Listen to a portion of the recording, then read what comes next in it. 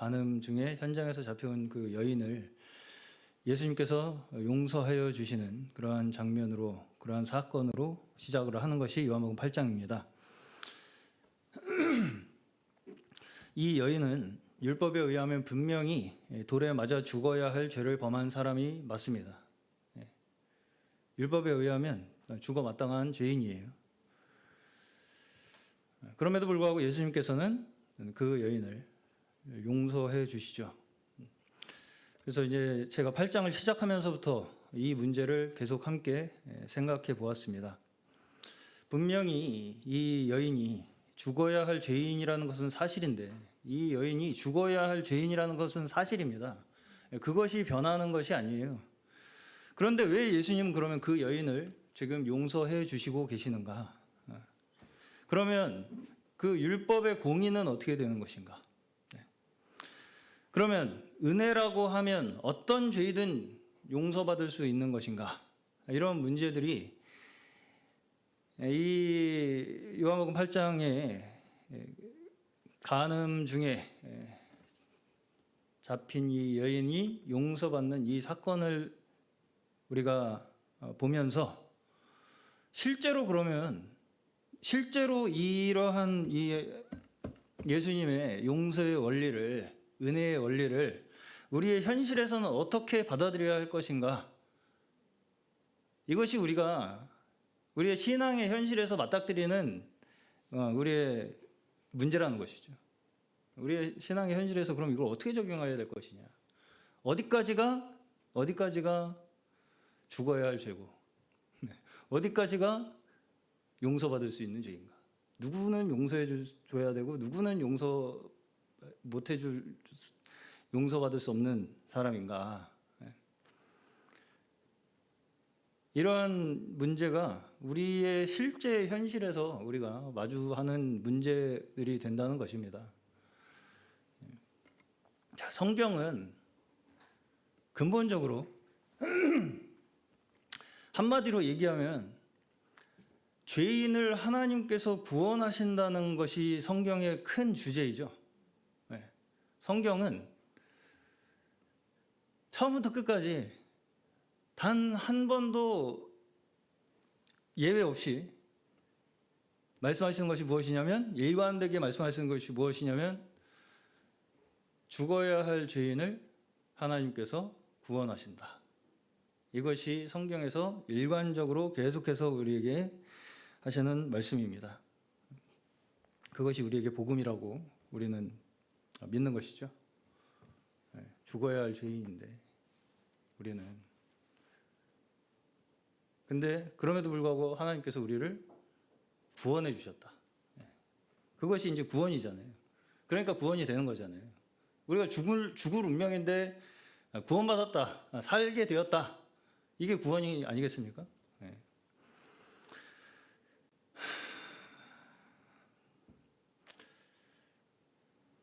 그런데 이제 여기서 이제 저희가 좀 혼동이 되는 부분이 뭐냐면, 그러면 죄는 무엇이고, 죄를 우리가 분별을 어쨌든 해야 될 거 아니겠습니까? 죄라는 것이 무엇인가? 어쨌든 죄는 죄잖아요. 간음 중에 현장에서 잡힌 그 여인이 죽어야 하는 것은 마땅한 죄입니다. 그러면 죄를 우리가 분별하는 문제가 있고, 한 가지. 또 하나는 그 죄인이 은혜로 용서받는 문제가 하나가 있죠. 그 두 가지의 문제가 우리에게 지금 걸려 있습니다.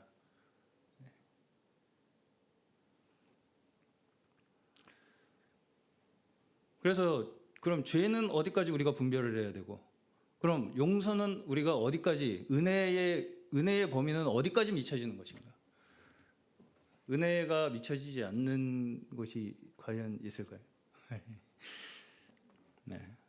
자, 그래서 여기에서 먼저 우리가 성경이 과연 그러면 우리에게 말하고자 하는 것이 무엇인가, 이것을 다시 한번 좀 되짚어 볼 필요가 있습니다.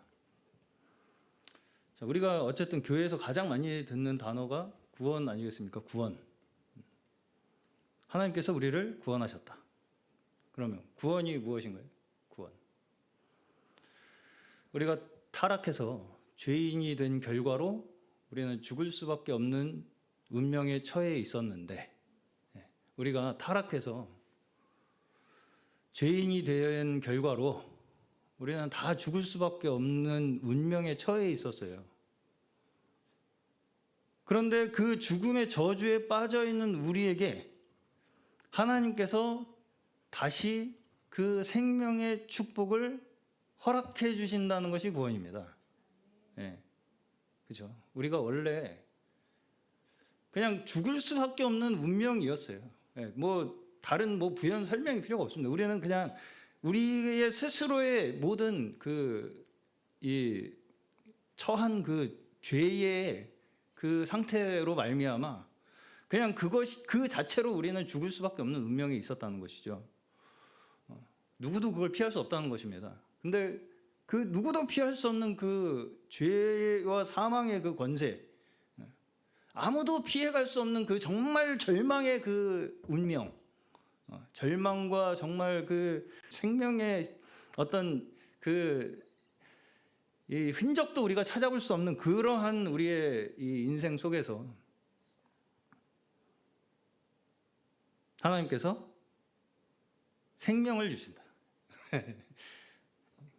그것이 구원입니다. 자, 다시 말해서 하나님께서는 어떤 조건을 거기다 걸고 우리에게 생명을 주시는 분이 아니라 일단 살려놓고 보자는 분이 하나님이에요. 일단 살려놓겠다는 분이 하나님이시라고요. 구원은 그런 것입니다. 우리가 어떤 사람도 한 사람도요, 어떤 조건에 의해서 우리가 생명을 받은 사람이 없고요. 하나님께서 일단 그 죽을 죄인들을 살려놓겠다고 결심을 하셨기 때문에 우리가 구원받은 것입니다. 그런데 이제 우리가 여기서 좀 이해하기 어려운 부분이 뭐냐면, 그러면 율법은 무엇이냐 이것입니다. 율법은 그럼 뭐냐? 율법은 분명히 죄를 지으면 죽어야 된다고 말합니다. 그렇죠? 율법에서는 죄를 지으면 죽여라 이렇게 정하고 있습니다. 율법의 그 구약의 율법을 보시면 뭐만 하면 다 죽여야 돼요. 좀 부정한 행동을 하기만 하면 죽여야 됩니다. 그것이 율법에서 정한 법입니다. 그 법이 사탄이 만든 겁니까? 아니죠. 하나님이 우리에게 주신 겁니다. 그 율법이라는 것이 하나님이 우리에게 주신 거예요. 죄를 범하면 죽어야 된다.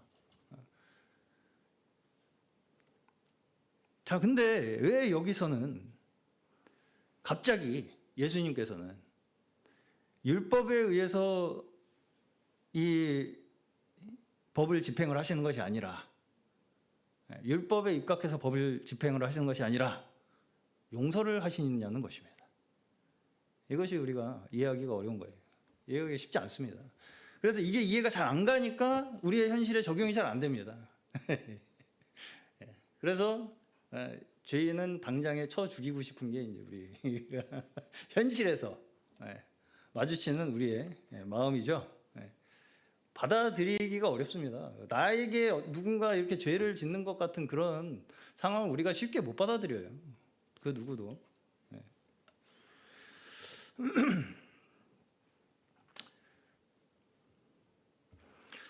자, 이것이 이제 우리가 풀어야 할 문제입니다. 이 문제. 왜 율법에 의해서 형을 집행하지 않고, 말하자면 옳고 그름을 따지지 않고, 옳고 그름 안 따지잖아요. 예수님이 옳고 그름 안 따지잖아요, 지금. 그냥 나도 너를 정죄하지 아니하노니 이제부터 너는 죄를 범하지 말라. 이러고서 그냥 용서해 주시고 끝이잖아요. 율법에 의해서 왜 옳고 그름을 따지지 아니하시고 왜 용서를 하시느냐? 그럼 우리는 현실에서 우리는 그걸 어떻게 우리의 삶에서는 적용을 해야 될 것이냐? 이것이 이제 우리가 풀어야 할 숙제입니다. 자, 아담이 범죄한 이후에 세상은 죄와 사망이 왕노릇하게 되어 있습니다. 자, 여기서 이제 죄라는 것이 무엇이냐? 죄가 무엇이냐면 하나님과의 관계에 대한 문제입니다. 죄는 하나님과의 관계에 대한 문제. 많이 들어보셨죠? 이 얘기는. 예. 근데 그러니까 우리가 생각하기에 죄라는 것은 당장에 그 사람의 행동을 잘했느냐 잘못했느냐로 많이 생각을 하잖아요. 그래서 너 잘못했다. 그래서 너 잘했다. 이런 어떤 그때의 그 사람의 행동으로 우리는 죄를 판단을 하는데, 그 모든 죄의 근원은, 본질은 하나님과의 관계에 있다는 것입니다. 그래서 그게 왜 하나님과의 관계냐, 이걸 좀 제가 설명을 해드려 보겠습니다. 하나님과의 관계에서 벗어난 것이 무엇이냐?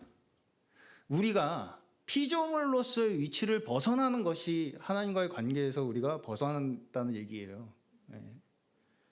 그러면 피조물로서의 위치를 벗어나서 뭐가 되겠다는 것입니까? 우리가 하나님이 되겠다는 얘기입니다.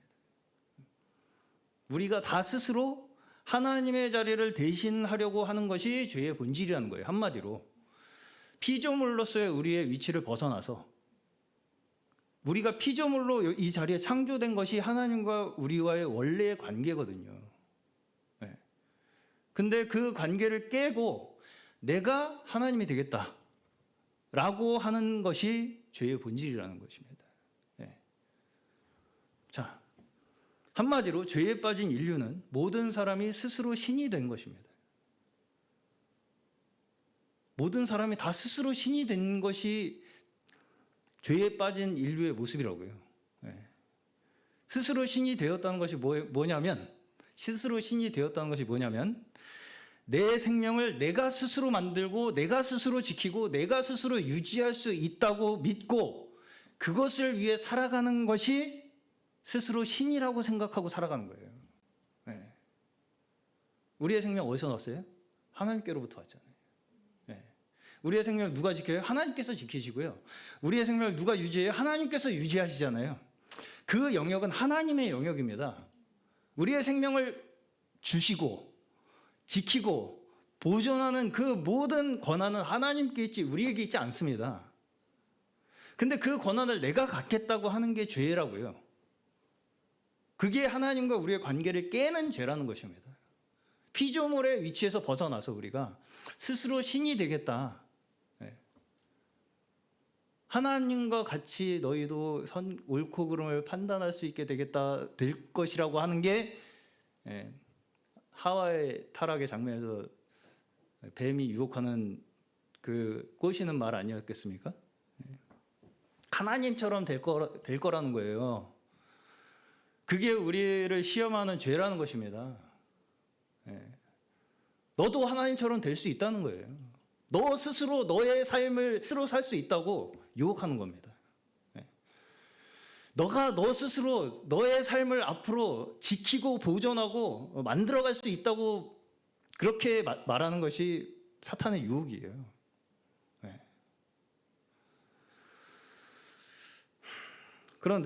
그러면 내 생명을 내가 스스로 지키고 내가 스스로 보존하고 내가 스스로 그렇게 만들어갈 수 있다고 생각하는, 그렇게 살아가는 그 자체가 결국은 이 세상을 우리가 아름답게 만들겠습니까?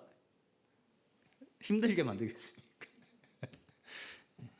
그것이 바로 곧 이 세상을 우리가 다 같이 합심하여 지옥으로 만들고 있는 것입니다. 내 생명과 내 존재를 어떻게든 내 스스로의 힘으로 지켜내기 위해서는 어쩔 수 없이 거기에 뭐가 있을 수밖에 없냐면 생존 경쟁이라는 것이 있을 수밖에 없죠. 내 스스로 내가 내 생명을 지켜야 되잖아요. 그러면 생존 경쟁 속에 우리가 들어갈 수밖에 없습니다. 그러면 생존 경쟁의 원리는, 기본적인 원리는 뭡니까? 약육강식. 약육강식이에요, 그게. 약육강식. 강한 자가 약한 자를 잡아먹음으로써 돌아가는 세상. 강한 자가 약한 자를 잡아먹음으로써 돌아가요, 세상은. 기본적으로요. 생존 본능에 의해서는요. 생존 경쟁의 본능에 의해서는. 그래서 사람들은 뭘 원합니까? 결국은 권력을 원하죠. 힘을 원하고. 권력과 힘을 만들어서 나라가 뭐에 제일 투자를 많이 합니까? 무기에 투자를 제일 많이 하잖아요. 그러고선 자랑하잖아요. 우리 이렇게 센 미사일 있다. 사열하잖아요. 미사일 쫙 이렇게 보기 좋으십니까 그게? 그거 어디 떨어뜨리면 이제 뭐 수십만 수백만 죽는 거잖아요. 예.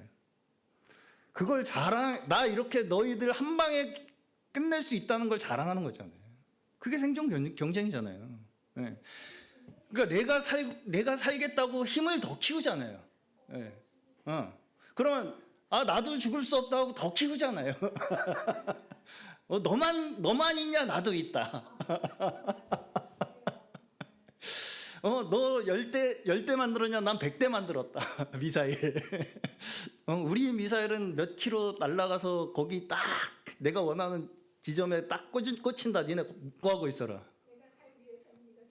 그렇죠. 네. 그게 생존 경쟁이에요. 힘의 원리죠. 권력의 원리고 폭력이 지배하는 세상입니다. 그래서 결국은 이 세상은요, 폭력이 지배해요. 좋아 보이십니까 이게? 폭력이 지배합니다. 이 세상은. 그래서 우리도 만들자 이거면 아닙니까? 우리도 핵 가져야 된다 이거 아니겠어요 다. 핵 가져서 어떡하려고요? 누구한테 쏠라고? 누구한테? 내가 핵 안 맞겠다고 누구한테 쏘겠습니까 그걸? 핵을? 뭐 어쨌든 그것이 이제 우리가 이 생존 경쟁이라는 이 약육 강식의 이 세계에 내던져진 우리 저주받은 모습이라는 거예요. 그게 우리의 현실입니다. 이 현실을 우리가 받아들여야 돼요. 그렇기 때문에 사실상 우리가 문제가 없는 것처럼 사는 것처럼 보여도 항상 쫓기듯 살아가요. 누가 나보다 미사일 하나 더 만들까 이게 걱정이잖아요, 다 우리가. 제가 미사일 그래서 맨날 쳐다보잖아요. 미사일 하나 더 만들었나 안 만들었나, 오늘 얘네들이 이거 미사일 실험 잘 했나 성공했나 안 했나 이거 걱정 아닙니까? 그래서 성공하면 이거 우리한테 또 우리도 하나 더 만들어야 되는데 이거 이길 거 하나 더 만들어야 되잖아요. 그래도 이제 걔네 성공하면.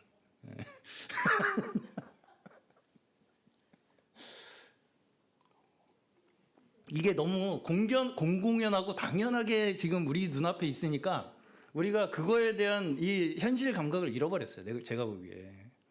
사실은 그렇게 그냥 보면 굉장히 유치하잖아요. 사실 유치한 일이잖아요. 폼이 안 나는 일이잖아요. 사실. 전혀 폼이라는 건 없습니다. 거기 명예도 없고, 어떤 뭔가 품위도 없고, 그냥 나 한 대 맞으면 너 2대 때리겠다는 거잖아요. 계속 그거 그냥. 그래서 사실은 우리 모든 인생은 좌절과 허무함밖에 남지 않습니다. 그런 시선으로 봤을 때 그런 원칙으로 계속 살아가잖아요. 우리는. 그러면 우리의 인생에는 좌절과 허무함밖에 없어요. 사실. 그래서 성경에서 모세는 뭐라고 고백을 합니까? 모든 인생은 풀과 같다.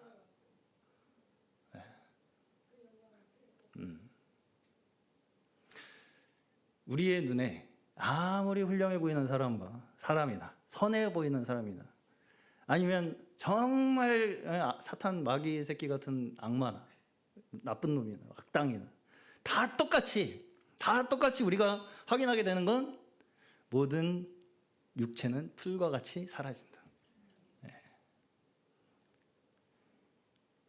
아무리 우리 눈에 좋고 나쁘고 이거 뭐 있어봐야 죽으면 다 끝난다는 것입니다.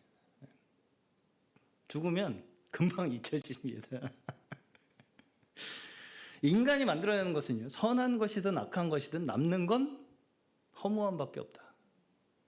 이것이 성경에서도 우리에게 증언하는 바이고 역사로도 우리에게 증언하는 바이죠. 우리가 역사를 보더라도 뭐 남는 거 있습니까? 아무리 훌륭한 사람이 있어봐요. 또 아무리 악당이 나타나서 활개를 쳐봐야 남는 건 허무함이죠. 다. 그래서 우리가 세상을 보면서 사실상 우리가 깨닫게 되는 게 뭐냐면요. 세상을 보면서 우리가 깨닫게 되는 건 뭐냐면, 배우게 되는 건 뭐냐면 세상적인 방법으로는 우리가 아무것도 얻을 것이 없다는 것을 알게 되는 것이 세상의 역사와 하나님의 말씀에 의해서 우리에게 가르치시는 바입니다. 예. 세상적인 어떤 방법으로도 우리는 아무것도 얻을 것이 없다. 남는 것도 없고 얻을 것도 없다. 그래서 사실상 우리가 이 성경에서의 구원이라는 것을요, 어떤 우리가 너무 종교적인 의미로 받아들이잖아요. 구원받았다 나. 이걸 어떤 종교적인 의미로 받아들이기 전에 우리가 사실은 먼저 경험하게 되는 것이 바로 이 부분입니다. 네. 종교적인 의미로 나 구원받았다. 그럼 구원받았다 그러면 갑자기 뭐 기분이 막 좋아지는 걸 많이 상상을 하잖아요. 근데 사실은 구원받았다는 경험이 그렇게 막 갑자기 뭔가 막 감정적인 카타르시스를 막 느낀다던가, 갑자기 뭔가 뭐 기분이 확 좋아진다던가, 이런 어떤 감정적인 경험이 아니라 결국 우리가 이 세상을 바라보면서 느끼는 그런 인간에 대한 한계, 그리고 세상에서 추구하는 어떠한 그 가치나 그런 보상들이, 부나 권력이나 명예들이 우리의 근본적인 문제를 해결해 주지 못한다는 것을 우리가 먼저 깨닫는 것이 구원이라는 걸 우리가 경험하면서 먼저 경험하는 것들입니다. 그러니까 그게 크리스찬과 아닌 것과 그 구분을 우리는 어떤 그 외적인 조건으로 자꾸 구분을 하잖아요. 네. 근데 이제 제가 말씀을 계속 드리겠지만 그 구분 자체가 그런 어떤 종교적인 명분으로 우리가 구분할 수 있는 것이 아니라는 얘기입니다. 네. 우리는 구원이라는 것도 그래서 어떤 종교적인 명분, 나 구원 받았다, 뭐 알았으니까, 뭐 깨달았으니까, 내가 지금 뭐 알고 있으니까 라고 하는 어떤 그러한 조건들로 내가 자꾸 구원을 확인하려고 하는데, 제가 이제 지금 말씀드린 것 같이 구원을 우리가 받았다라고 하는 그 경험에서 있어서의 가장 우리가 첫 번째 맞닥뜨리는 것이 무엇이냐면 인간에 대한 한계라는 것입니다. 예. 거기서부터 시작하지 않으면요, 아무리 내가 뭔가 구원받은 것 같은 기분이 들어도 그 구원의 그 혜택을 받고 살지는 못하게 되는 거예요. 예. 예. 내 인간에 대한 한계, 세상에서 추구하는 어떤 방법과 보상들이잖아요, 다. 이렇게 하면 돼, 저렇게 하면 돼, 우리가 좌파처럼 하면 돼, 우파처럼 하면 돼 하면 그게 이 세상을 구원해 줄 거라고 생각하는 거잖아요. 예. 예. 역사에서 못 배우는 거예요. 그러니까 그게 여전히 역사에서 못 배우는 것이고, 그 모든 걸 함축해서 성경에서 이야기하는 것이거든요. 좌로 해도 망하고 우로 해도 망한다는 게 성경이거든요. 네. 니들이 해봐야 되는 거 없다는 게 성경이에요. 네.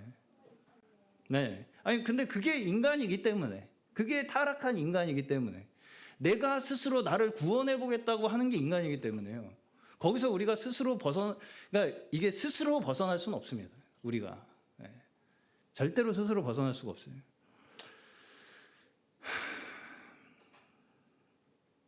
그래서 우리가 근본적으로 우리의 문제를 세상이 해결해 주지 못한다는 것을 먼저 경험하는 거예요. 구원의 그게 경험입니다. 그래서 구원이라는 건 우리가 만들어낼 수 있는 게 아니에요. 근본적으로. 그래서 그렇다는 거예요. 네.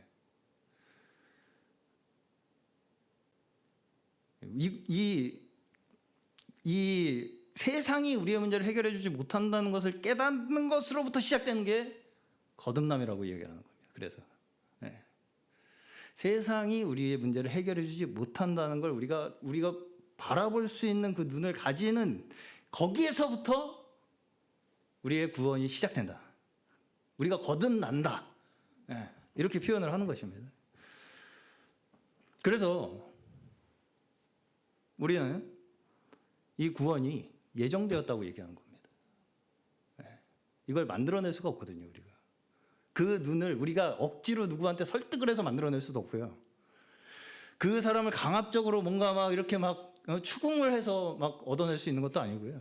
네. 어떻게 그 사람의 생각을 내가 막 가둬놓고서 막 주입해가지고 바꿔서 얻어낼 수 있는 것도 아니에요. 그 시각이라는 게 있잖아요. 이 세상을 바라보는 그 시각이라는 게 있지 않습니까, 우리가? 그거는 우리 힘으로 못 바꾸는 겁니다. 그래서 우리가 이 구원은 예정된 자들에게 주어진다고밖에 표현을 못 하는 것입니다. 그러니까 그게 우리 입장에서는 예정된 자들로 표현이 되는 거예요. 그래서 하나님께서 우리에게 주시는 것이기 때문에. 예. 그러니까 누가 받고 누가 안 받았는지 우리의 편에서는 알 수 없다는 거예요. 그게 하나님께서 주시는 것이기 때문에, 하나님의 편에서 작정된 것이기 때문에, 그게 우리의 의지에 의한 것이 아니거든요. 그게 내가 그런 시각을 갖고 싶다고 해서 가질 수 있는 게 아니에요. 세상을 바라보는 내 눈이 나는 이렇게 이 세상을 바라볼 거야 라고 하는 그 생각을 내 스스로 할 수가 없다고요. 설득해서 되는 것도 아니에요. 그냥 그런 사람은 그렇게 살아요. 계속. 그렇잖아요. 이 세상의 것이 더 크게 보이고 좋아 보이는 그 눈을 우리가 못 바꿉니다. 그거를 바꾸라고 하면 죽는 거예요, 우리가. 그러니까 여기 말씀에서도 결국 너희들이 나를 들고 나서야 깨닫게 될 거라고 말씀하시거든요. 우리는 말로 못 알아듣습니다.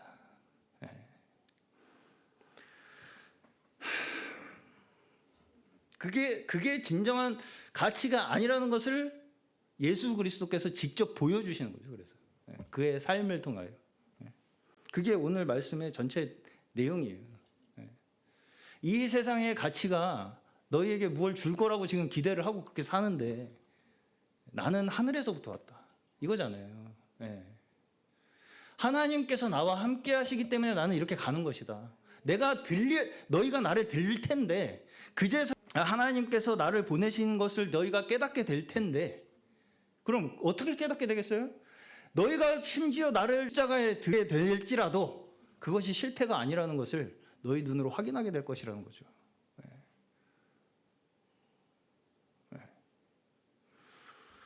이제까지 우리는 어떻게든 나만 잘 먹고 잘 살고 내가 제일 잘났어, 내가 제일 잘 나가 이것만 증명하고 그렇게 살면 다 해결될 줄 알고 살잖아요. 우리는 다.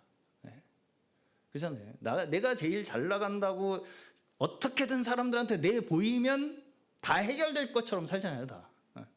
우리가 진짜야, 우리 교회가 진짜, 이런 거잖아요. 다. 내가 진짜야. 근데 이제 우리가 거듭나면 뭘 보기 시작하느냐? 세상이 나에게 줄 게 별로 없다는 걸 보기 시작하는 거예요.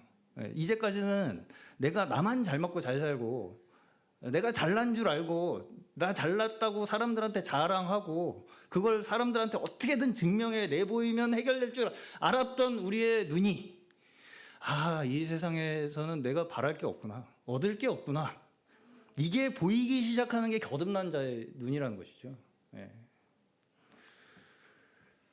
그렇기 때문에 이 문제는요, 우리가 구원받는다는 문제는요, 우리의 존재에 대한 정체성에 대한 관점의 변화에서 시작하는 겁니다. 내가 무슨 생각을 했다 안 했다 이런 게 아니고요, 내 존재의 정체성이 바뀌는 거죠. 그것이 바로 하나님과의 관계가 다시 제대로 맺어지고 있다는 표시예요. 그게. 그래서 이런 경험은 막 뭐 나 구원받았다 막 방방 뛰고 막 이런 게 아니라, 기존에 내가 가지고 있던 그 내 존재에 대한 내 이 생각들 있잖아요. 그 뿌리채 그게 흔들리는 경험을 하는 것이 사실은 구원으로부터 우리가 경험하는 것입니다. 사실은 내가 원래 가지고 있던 이 가치, 이 세상을 바라보던 우리의 원래의 눈과 우리의 가치가 뿌리채 흔들리는 경험을 하는 겁니다. 천지가 뒤바뀌는 거예요, 사실은. 아브라함의 믿음 이야기를 다시 보시면 창세기 15장에서 하나님께서 아브라함에게 상급을 주시겠다고 하시니까 아브라함이 뭐라고 대답을 하냐? 지금 저 자녀도 없는데 무슨 상급입니까? 엘리에셀한테나 주겠습니다. 이렇게 얘기를 합니다. 그랬더니 하나님께서 어떻게 하시냐? 내 몸에서 날 자가 상속자가 될 것이다. 이렇게 말씀을 하시면서 뭘 보여주세요? 하늘의 별을 보여주시죠. 하늘의 무별. 그러면서 이제 내 자손이 이와 같을 것이다. 이렇게 말씀을 하십니다. 그리고 이제 그 바로 다음 구절에 아브라함이 그것을 믿었다. 그리고 하나님 여호와께서 그의 그 믿음을 의로 여기셨다. 이렇게 말씀을 합니다. 자, 여기에서 아브라함의 믿음이라는 것이 과연 무엇이었겠습니까? 로마서에서는요, 이 사건을 어떻게 설명을 하고 있냐면 바랄 수 없는 중에 바라고 믿었다. 이렇게 설명을 합니다. 자, 바랄 수 없는 중이라는 것이 뭘 얘기하는 거겠습니까? 바랄 수 없는 중. 그가 처한 상황이 바랄 수 없는 상황이었다는 것이죠. 그러면 그가 처한 상황이 어떤 상황이에요? 누가 봐도 바랄 수가 없는, 희망이 없는 상황이었다는 것입니다. 자녀가 없잖아요. 근데 나이도 먹고 지금 늙어가지고 애를 낳을 가능성도 없어 보이고 자녀도 없고 뭘 기대하라는 겁니까 저한테? 바랄 수가 없는 현실이에요 지금. 그런데 뭘 봤습니까? 아브라함이 이 절망적인 상황 속에서, 완전히 절망적인 상황 아니겠습니까? 아브라함 입장에서는 그 상황에서 뭘 봤냐면 하늘의 뭇별을 봤습니다. 하늘의 뭇별. 하늘의 뭇별이라는 거 뭐예요? 내가 헤아릴 수 없는 세계. 이 창조 세계. 이 창조 세계라는 것이 내 의지와 내 뜻과는 상관없이 무한한 세계를 하나님께서 이미 펼쳐 놓으셨구나. 이 경험을 하는 것이죠. 이와 비슷한 경험을 한 인물이 욥입니다. 욥은 고난의 대표적인 인물이죠. 인간이 겪을 수 있는 고난이란 고난은 다 겪은 사람이 욥입니다. 그러고서 이제 아무런 답도 찾지 못하는 그런 절망적인 상황에서 하나님께서 욥에게 뭘 보여주시냐면 창조 세계를 보여주십니다. 욥기 38장 4절에서 6절 보시면 제가 읽어드릴게요. 그냥 내가 땅에 기초를 놓을 때에 내가 어디 있었느냐? 내가 깨달아 알았거든 말할지니라. 누가 그것의 도량법을 정하였는지, 누가 그 줄을 그것의 위에 띄웠는지 내가 아느냐? 그것의 주추는 무엇 위에 세웠으며 그 모퉁이 돌을 누가 놓았느냐? 창조 세계를 보여주시죠. 창조 세계를 보여주십니다. 아무런 해답도, 그 현실의 고난 속에서 완전히 절망 속에 빠져있는 그 욥에게 갑자기 창조 세계를 보여주신다는 것이죠. 아브라함과 마찬가지로 우리가 다 헤아릴 수 없는 그 하나님의 창조 세계를 보여주시는 것이죠. 그리고 그의 고백, 욥의 고백이 42장에 이렇게 나옵니다. 무지한 말로 이치를 가리는 자가 누구이니까? 나는 깨닫지도 못한 일을 말하였고 스스로 알 수도 없고 헤아리기도 어려운 일을 말하였나이다. 내가 말하겠사오니 주는 들으시고 내가 주께 묻겠사오니 주여 내게 알게 하옵소서. 내가 주께 대하여 귀로 듣기만 하였사오나 이제는 눈으로 주를 배움나이다. 아멘.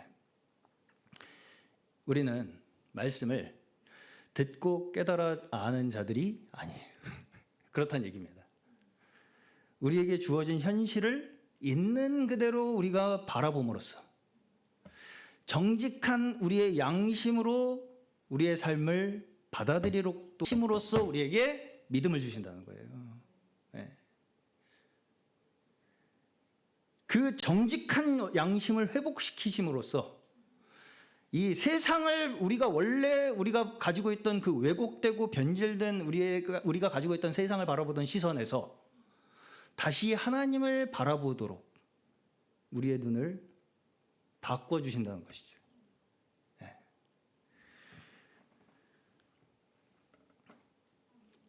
이것이 다윗 또한 고백한 것입니다. 자기가 밧세바를 범한 그 범죄를 범하였을 때 정직한 영을 회복시켜 달라고 기도를 하죠. 다윗도 결국은 자기가 지금 가지고 있는 그 자기의 세상적인 권력과 그 쾌락의 맛에 그의 눈이 어두워진 결과로 나타난 것입니다. 그 범죄라는 것이. 그렇죠. 모든 총동원해서 말하자면 그 일을 덮으려고 하잖아요. 자기의 권력과 모든 걸 다 총동원해서 그 일을 덮으려고 하잖아요. 자기의 그 하나의 그 범죄 사실을 자기의 권력을 총동원하잖아요. 왕의 지위와 그러한 자신의 처지 속에서 자기의 어두워진 눈을 다시 밝혀주시옵소서. 이것이 정직한 영을 새롭게 해달라는 기도입니다.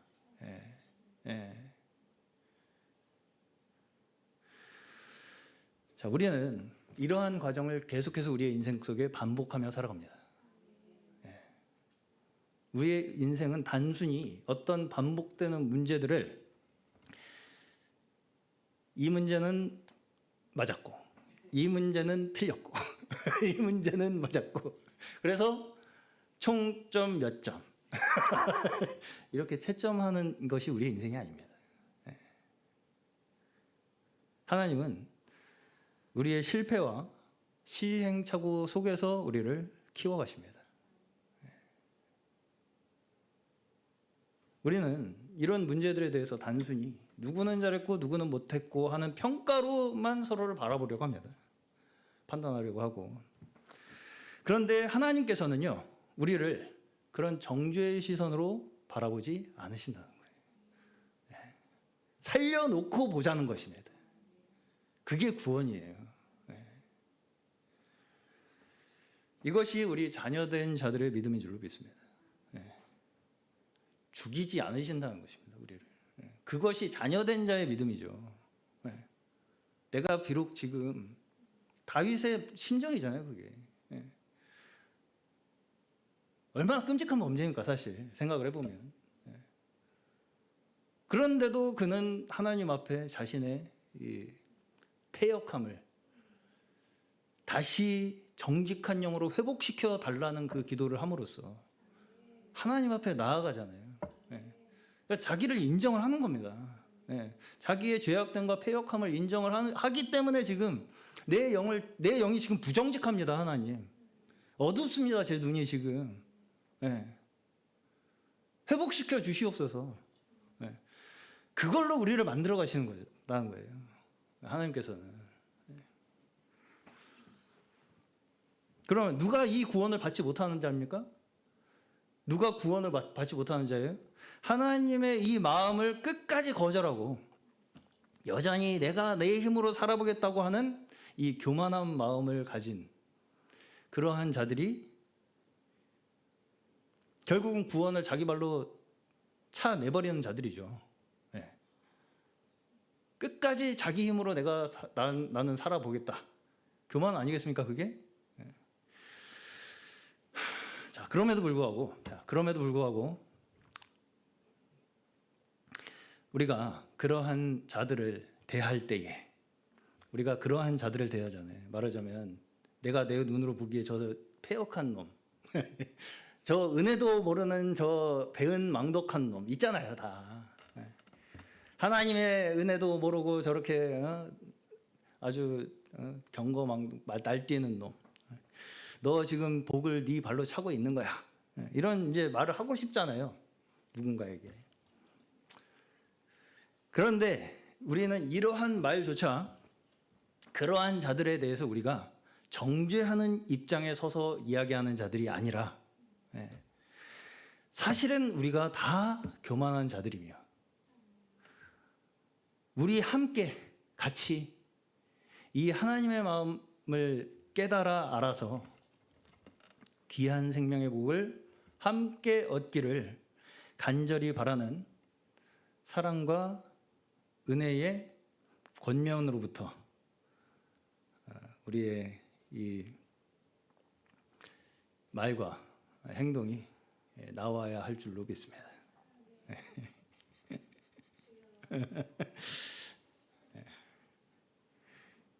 믿음은 존재에 대한 이야기입니다. 내가 원래 가진 어떤 감정이나 내 이성적인 이해나 내 지식적인 체계에서 구원이라는 것을, 믿음이라는 것을 확인하려고 하는 것은 여전히 그것을 나 스스로 만들어내려고 하는 것입니다. 나 스스로에게서 구원을 얻고자 하는 거예요, 한마디로.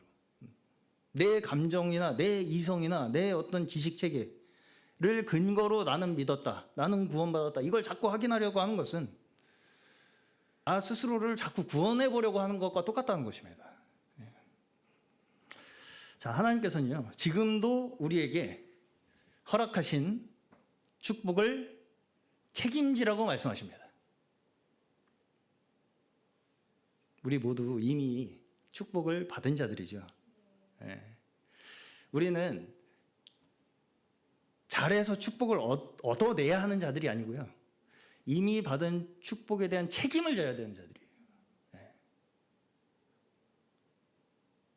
그 책임으로서 이웃을 대하는 거죠. 그 이미 우리가 은혜를 축복을 얻은 자들로서의 책임을 이웃에게 져야 되는 자들이에요. 네. 내가 얘한테 잘해줘서 내가 축복을 얻어내겠다는 게 아니고요. 이미 얻은 축복의 책임을 내가 이 사람한테 지겠다는 얘기입니다. 그것이 우리가 자녀된 자들의 모습이라는 거예요. 증거라는 것이죠. 그것을 우리가 축복으로 여기고 감사함으로 채워가시는 우리의 인생 그 자체. 하나님께서는 우리의 인생 속에 그렇게 우리에게 이미 주신 축복에 대한 감사함으로 계속 채워가고 계신다는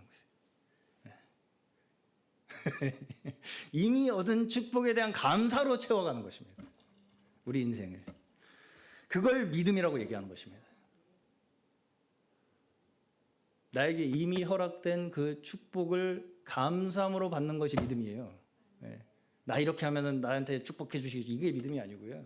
그건 조건이죠. 내가 이렇게 하면 하나님이 나 축복해 주시겠지는 조건이지 믿음이 아닙니다. 항상 기뻐하라. 명령 아니겠습니까? 지켜야 된다는 거예요. 그래서 감사도 지켜야 되고요. 기쁨도 지켜야 된다는 것입니다. 왜냐하면 그것이 우리의 책임이라는 거예요. 책임. 왜? 이미 우리는 축복을 다 받은 자들이라서요. 그걸 우리가 볼 수 있는 눈을 저희에게 허락해 주시는 것이 믿음이에요.